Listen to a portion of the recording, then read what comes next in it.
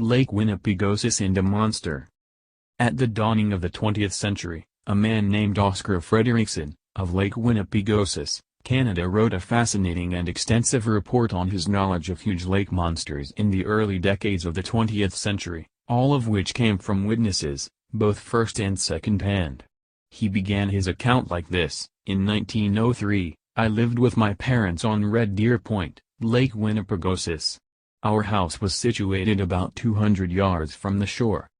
About a mile south of our place lived a man by the name of Ferdinand Stark. One day Stark was down by the lakeshore when he saw what he thought was a huge creature in the lake. It was moving northward along the shore, a short distance out. Frederickson continued, Stark wanted someone else to see the strange animal, and as we were his nearest neighbors, he came running along the lake to our place. All the while, he could see the creature moving in the same direction as he was, only going a little slower than he was running. Stark arrived at our home very much excited and breathing heavily, and asked my dad and mother to hurry down to the lake to see a strange animal in the water. By the time my parents got down to the lake shore, there was nothing to be seen. Whatever Stark had seen had disappeared. Looking somewhat bewildered, but still visibly excited, Stark began to describe what he had seen. All he could see of the creature was its big back sticking out of the water, and it was very dark or black in color. A number of gulls followed it and kept flying down to it as if they were picking at it. My parents did see quite a number of gulls still flying around. Frederickson was not done with lake monsters, he had just gotten started.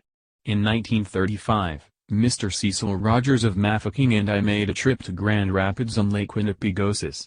While there, I called on Mr. Valentine McKay, a resident of Grand Rapids for many years.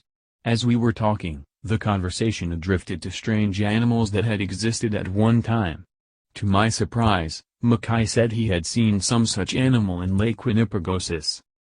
McKay, very pleased by the fact that Frederickson took his story seriously and did not poke fun at him, prepared a carefully written statement for the Monster Hunter, which read as follows: in September 1909, I was traveling alone in a canoe from Shoal River on Lake Winnipegosis to Grand Rapids on Lake Winnipeg.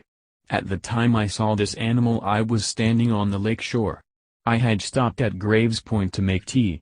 I was at the edge of the bush getting willows for a campfire, when I heard a rumbling sound like distant thunder.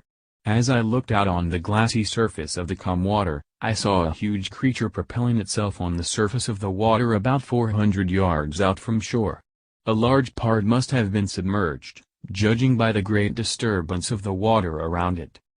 The creature's dark skin glistened in the autumn sun, and I estimated it was moving at the rate of 2 to 3 miles an hour.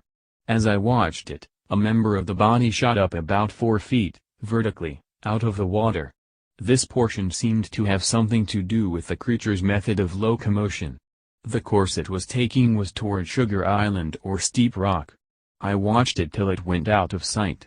The number of gulls, hovering around this creature, followed it as far as I could see.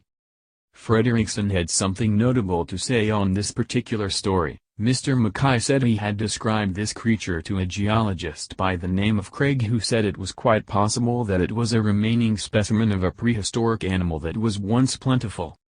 On the matter of the two men in question, Ferdinand Stark and Valentine McKay, Frederickson made a number of observations and comments. A great many people will think these two men just made up a story about seeing some strange animal or creature in Lake Winnipegosis.